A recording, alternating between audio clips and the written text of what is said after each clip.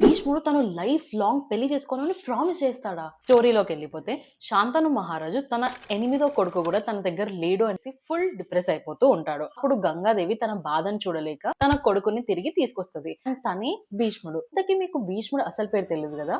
దేవవ్రతుడు. దేవవ్రతుడు హస్తినాపుర రాజ్యానికి రాజు అవ్వడానికి full train అవుతూ ఉంటాడు. అండ్ అదే టైంలో శాంతను మహారాజు ఒక రోజు రివర్ దగ్గర సత్యవతిని చూస్తాడు. పెళ్లి చేసుకుందాం అని కూడా అనుకుంటారు.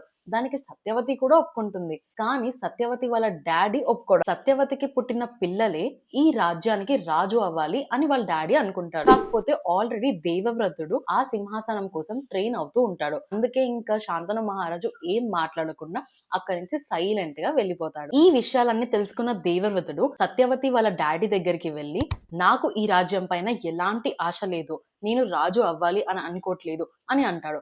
అప్పుడు సత్యవతి వాళ్ళ డాడీ, ఓకే, నీకు రాజు అవ్వాలని లేదు, కానీ నీ పిల్లలకి ఫ్యూచర్ లో రాజు అవ్వాలి అనిపిస్తే అప్పుడు పరిస్థితి ఏంటి అని అంటాడు. అప్పుడే భీష్ముడు ఒక పెద్ద ప్రామిస్ ని చేస్తాడు. పక్కనే ఉన్న గంగా నది నుంచి వాటర్ ని తీసుకొని, గంగా పుత్రుడినైన నేను లైఫ్ లాంగ్ నేను ఎవరిని పెళ్లి చేసుకోను, పిల్లల్ని గనను, అండ్ లైఫ్ మొత్తం కూడా ఈ రాజ్యం కోసమే సేవ చేస్తూ ఉంటాను అని అంటాడు. ఇంత పెద్ద ప్రామిస్ చేశాడు కాబట్టి తనకి భీష్ముడు అనే పేరు వచ్చింది. ఇప్పుడు భీష్ముడు పెళ్లి చేసుకోవట్లేదు.